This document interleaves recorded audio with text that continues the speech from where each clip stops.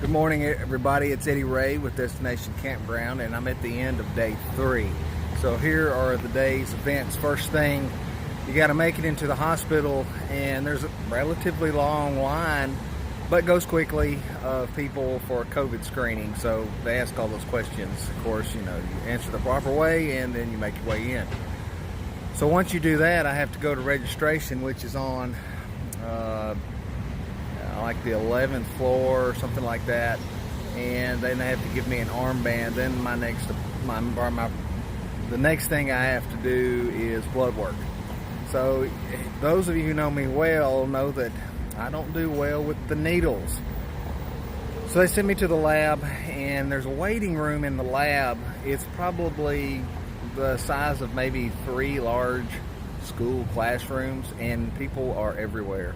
Now, they've got it spaced out for the COVID issue, but it's like an assembly line of people. You have to pay attention to the television, and there are 25 names on the television. When yours comes up, you stand up and walk over, get in line again, and wait. And they go relatively quick. I make my way to my little cubicle, if you will, and I have the discussion about, I'm a hard stick, are you good? Let's get the best person we can and go through those things.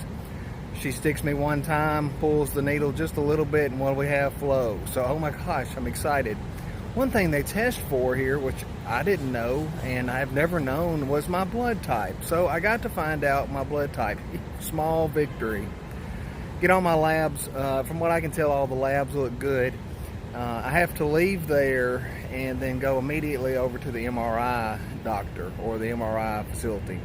When I'm in line at the MRI facility, and I'm talking to the lady, I receive a phone call from MD Anderson that says, hey, having an issue getting approval on this MRI, so you can either do it and pay for it, or we can wait. So I'm like, no, I've got insurance, I'm not paying for it, I'll wait.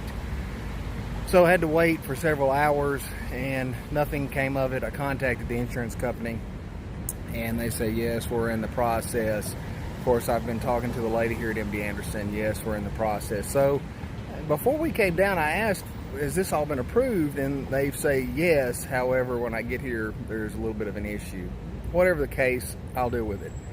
But that's a lesson to be learned in that, make sure everything's in line and everything's approved before you and you get to the appointment site and they receive a phone call saying we're still waiting on this.